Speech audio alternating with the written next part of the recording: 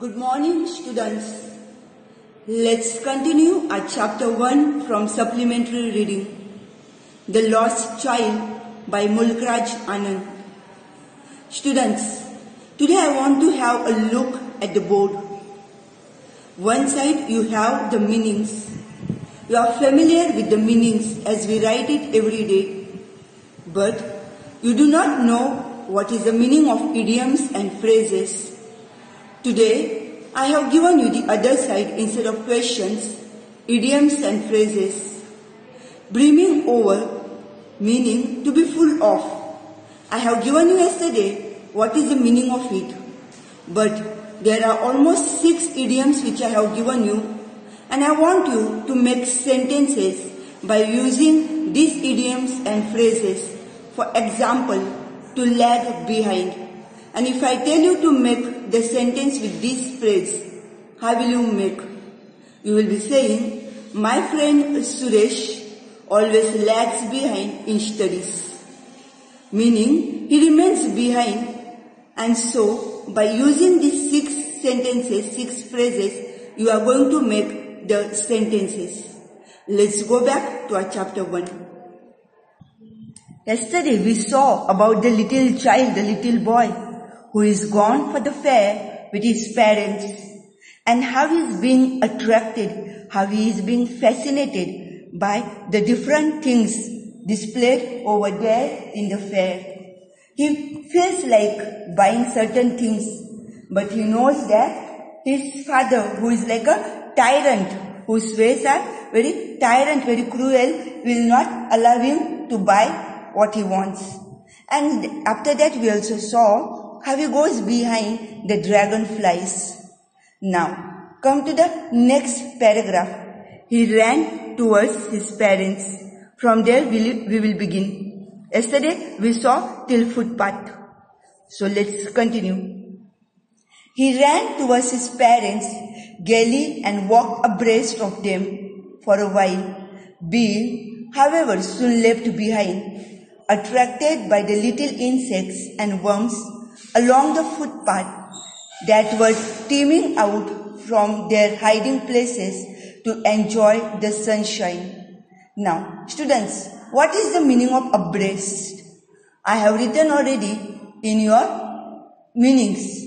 The meaning of abreast is to be walking side beside.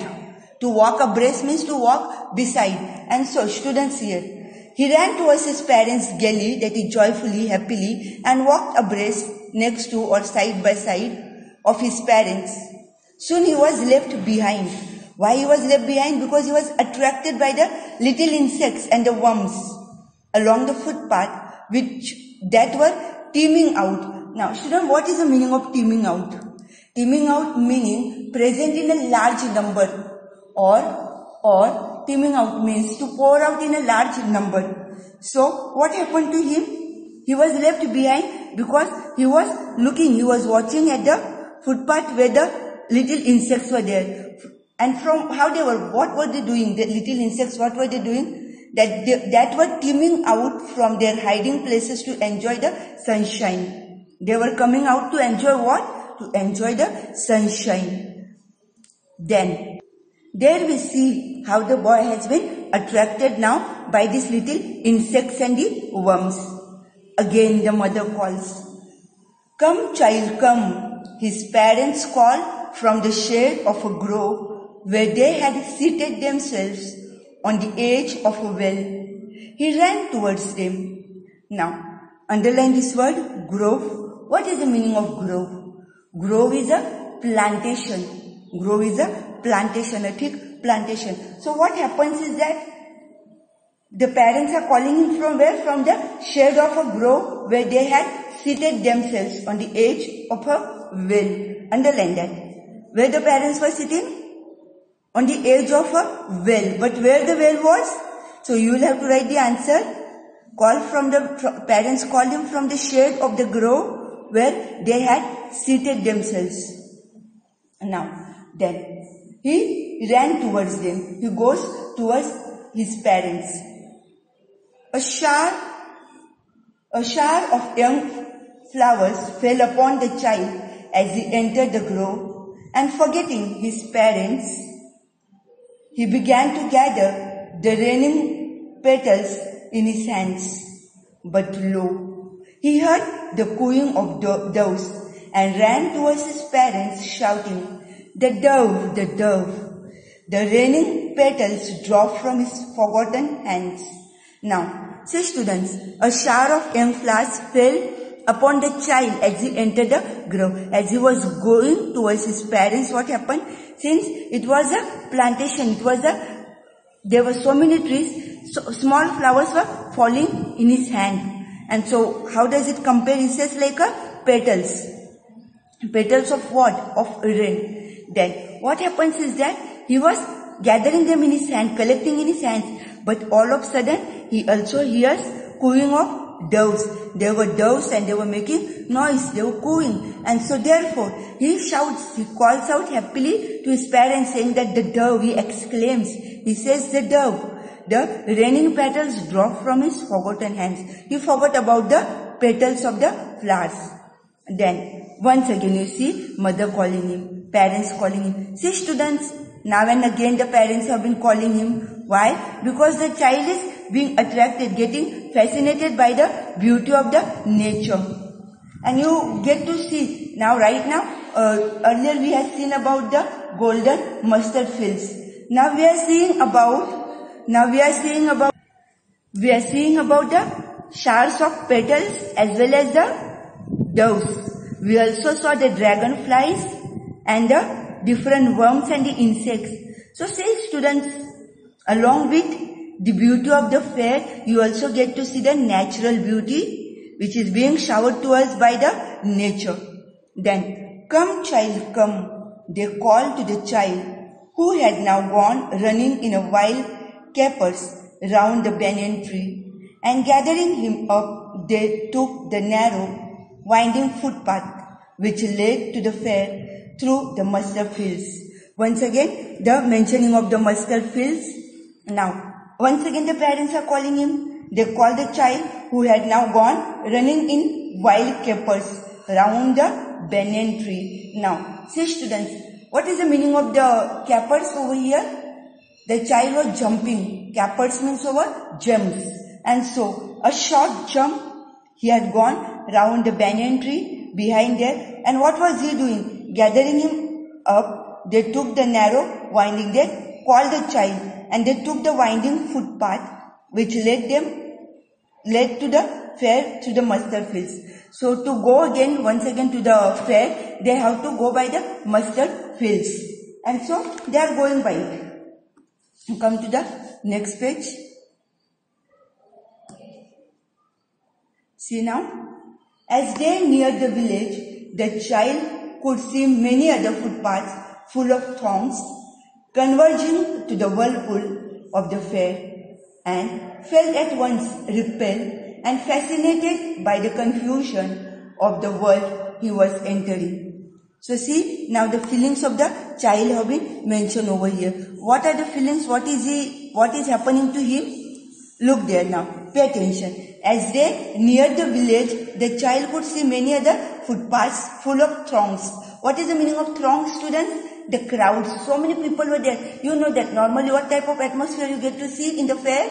So many people will be there. And yesterday I told you the atmosphere will be very happy, very, very joyful. And so these people, the vendors have been, the hawkers have been calling, shouting out to buy the things. Whereas over here, what is happening?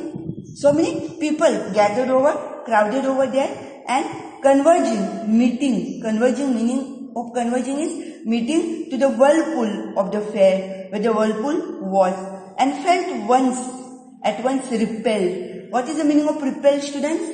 Sickened. He felt sickened and fascinated by the confusion. Once again, attracted by the confusion of the world he was entering. He was wondering where he was entering. He was also getting confused what was happening. And see now what is happening. A sweet maid-seller hawk, gulab jamun, rasgulla, barfi, jalebi at the corner of the entrance, and a crowd pressed round his counter, at the foot of an architecture of many colored sweets decorated with leaves of silver and gold,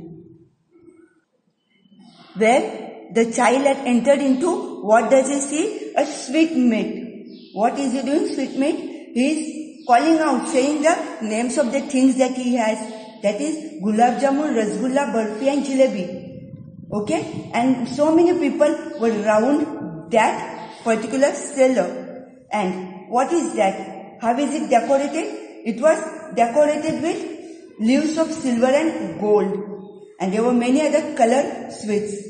What is happening to the child? Let's see the feelings of the child now. How does he feel? What is happening to the child? The child stared open-eyed and his mouth watered for the burfi. That was his favorite sweet. I want that burfi, he slowly murmured. But he half knew as he begged that his plea would not be heeded because his parents would say he was greedy. So without waiting for an answer, he moved on. So see students, what he wanted? His favorite sweet. What was his favorite? Which was his favorite sweet, student? Burfi was his favorite sweet. And what happened when he saw all this sweet? His mouth started watering. But was he sure that his parents would give him? He half knew. If he begged, if he requested his parents, the parents would not fulfill his desire, the plea. And so, what would the parents say? He is greedy. Students, do you really think that your parents would say that to you? That my child is greedy? No, the parents would not say that. But parents also know what to give it to you and what not to give. From which place to give, which shop to give and which shop not to give. Okay? Therefore, the parents may say no, but it is not that the parents would call greedy to you. And so without waiting for an answer, he moved on. He suppressed his desire of having burfi and he started walking. Then what happens? See students, first he has met the sweet seller. Okay, now in this next paragraph you will see he sees the other people. Now, a flower seller hawked a garland of gulmohar, The child seemed irresistibly drawn. He went towards the basket where the flowers lay heaped and half murmured, I want that garland. But he well knew his parents would refuse to buy him those flowers because they would say that they were cheap. So without waiting for an answer, he moved on. So he did not wait for the answer of the parents. He walked ahead. He moved on. Now, student, second place he sees the hawker selling garland of gulmohar. And he is once again, the child seemed irresistibly drawn. What is the meaning of irresistibly? Very strongly. He was very strongly drawn to where the flowers were being sold. And then, what is that? He sees the heap of flowers. And he slowly says, he whispers, what does he say? He says, I want that garland. But then he knew the parents would refuse. They would say, oh, they were cheap. Students, do you really think the child is going to play with that garland? No. So the parents know it is useless. And even the child knows. And so therefore, the child is assuming, he is thinking that the parents would say that, oh, they were cheap. So without waiting for an answer, he moved on. And then comes what? Then in the next paragraph, he has another person. A man stood holding a pole with yellow, red, green and purple balloons flying from it. The child was simply carried away by the rainbow glory in their silken colors, and he was filled with an overwhelming desire to possess them all. Now, who was third place? Who was standing? A man holding a pole. What is the meaning of a pole? Holding a stand in his hand. And what was hung there? What was there on the pole? Different colored balloons. And what were the colors of the balloon? Red, yellow, green, purple. And so, what? Now, the child was simply carried away by the rainbow glory with their silken colors. What is the meaning of silken over here? Their soft colors. The meaning of silken over here is the soft colors. Underline that silken. Underline the word silken. Silken colors. And he was filled with an overwhelming desire to possess them all. The excessive desire, the beauty of that, and so he wanted to possess them, he wanted to have them. But he well knew his parents would never buy him the balloons because they would say he was too old to play with such toys. So he walked on further. He was too old. He is grown up now. He cannot play with those colorful balloons. You are big enough to play with those balloons. So therefore he walked ahead. Now, so students, in the first place, he has met the sweetmeat who was selling sweets. Second place, the garland seller. In the third place, he saw a man holding a pole with the balloons. Now, let's see whom he is going to see now.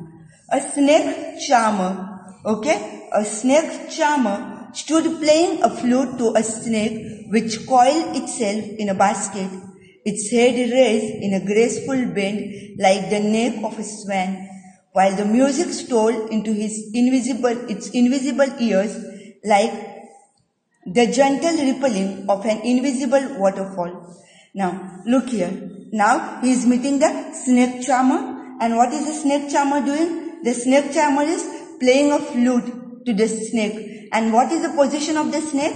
Snake is coiled. Snake is coiled. You see now, suppose the snake is in the basket. Surely the snake cannot be straight. It will be surely coiled. Okay? It will be round and round in the basket. And so, it was coiled itself in a basket. Its head raised in a graceful bend like the neck of a swan. So here the snake is compared with the neck of a swan as he raises his head. Then what happens? While the music stole into its invisible ears like the gentle rippling of an invisible waterfall. So rippling over here, driven away. The meaning of rippling over here is driven away. And invisible, which is not seen by eyes. So the child went towards the snake charmer. But knowing his parents had forbidden him to hear such coarse music as the snake charmer played, he proceeded further. So he now doesn't even stop there. He goes ahead. Students, we are going to stop over here. And you have seen now, so far, he has met the different people. Once again, I am going to show you the board. But on the board, you will see the question answers. Okay? Question answers which we have already discussed. So students, have a look at the board where the questions have been written. You have 9 questions plus the board work that I showed you before. Surely I will be sending you the images of the board. But I want you to answer all these questions. Students, yesterday many of you were asking me if you have to make another book for supplementary reading. No, you don't have to make another book. We have finished already 4 chapters from Beehive. Now I will be doing 3 to 4 chapters from supplementary reading. And therefore, either you make 2 parts in your book or write the name of the lesson. On the top you write supplementary reading, chapter 1, the lost child. You have to write these question answers, idioms and phrases also you have to explain by making the sentences. Have a good day, students. See you tomorrow.